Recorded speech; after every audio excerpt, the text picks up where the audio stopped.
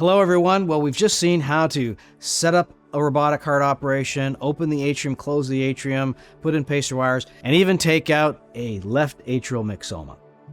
So now, one of the common elements that we have with patients is the presence of atrial fibrillation. There are many different ways to treat atrial fibrillation.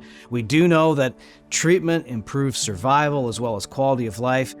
There's medical therapy, there's transcatheter cardiac ablation, and there's surgical ablation. In order to solve this in a minimally invasive way, we want to show you how to do a full, complete biatrial Cox Maze procedure, including closing the left atrial appendage, all done robotically.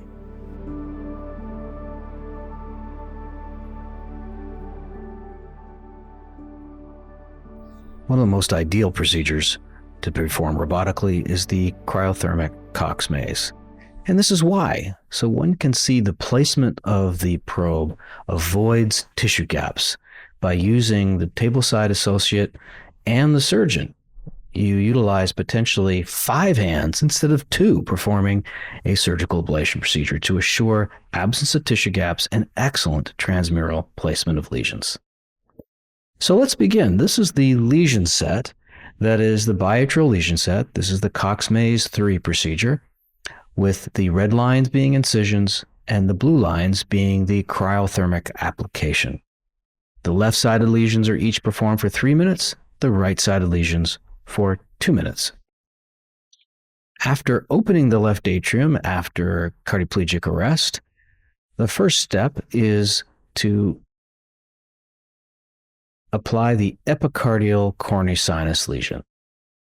This is then performed with the probe curved, and then once the ice ball starts to form, a ink mark marks the spot, and this becomes relevant because of the mitral line that will be placed directly opposite the epicardial lesion.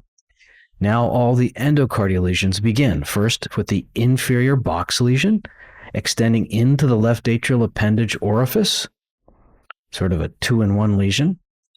And then placement of the needle driver while it's frozen helps expose the placement of the superior box lesion, noting the overlapping area to assure no tissue gaps, and also noting the lesions placed very posterior to avoid Bachmann's bundle.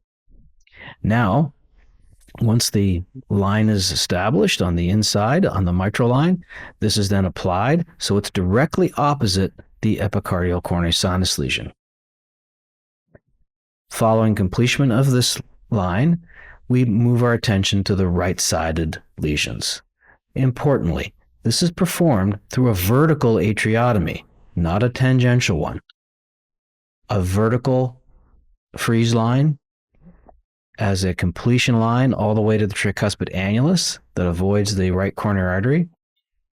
A superior caval line that extends into the SVC, low and posteriorly, and then a right atrial appendage line. And note that this is performed parallel, not tangential, to leave the mid-right atrial body. This becomes very important to avoid junctional rhythms.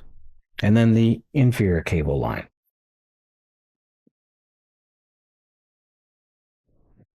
Once completed, with the atrium open, attention is directed to the left atrial appendage. Now, there are many ways to do this: resection, epicardial occlusion devices.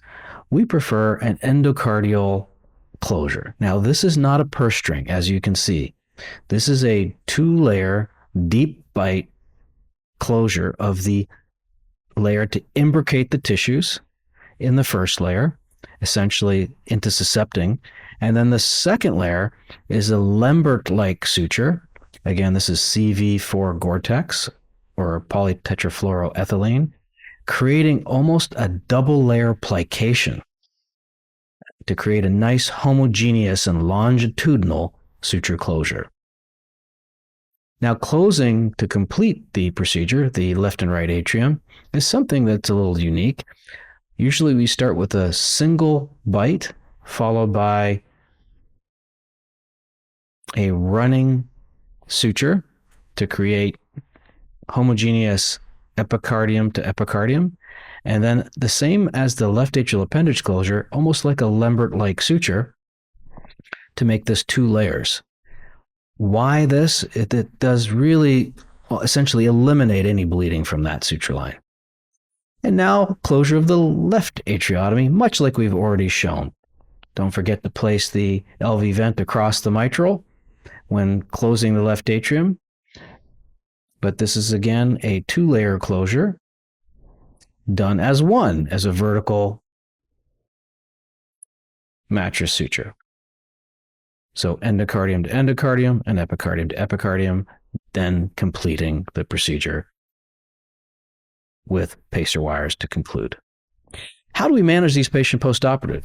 All patients receive amiodarone or sotalol if they're allergic, and all patients receive this for 90 days with clinical follow-ups as noted, and electrophysiologic monitoring with core lab adjudicated using continuous monitoring every visit after 6 months.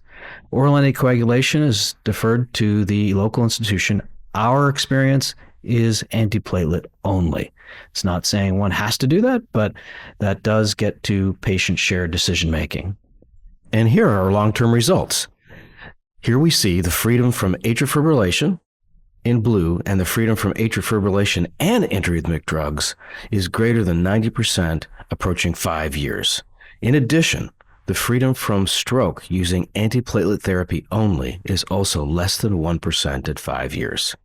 This is the precision of the robotic cryothermic Cox Maze. We just saw how to do a biatrial cryothermic Cox Maze procedure, including how to manage the left atrial appendage. This is extremely important for the armamentarium of surgeons to address atrial fibrillation, be it standalone or as a concomitant procedure to other forms of valvular heart surgery done robotically. So in our next episode, we're going to enter into the foray of how to do mitral valve repair, starting with straightforward annuloplasties or rings. We're going to start with a flexible band, semi-rigid band, and a rigid ring. Join us then.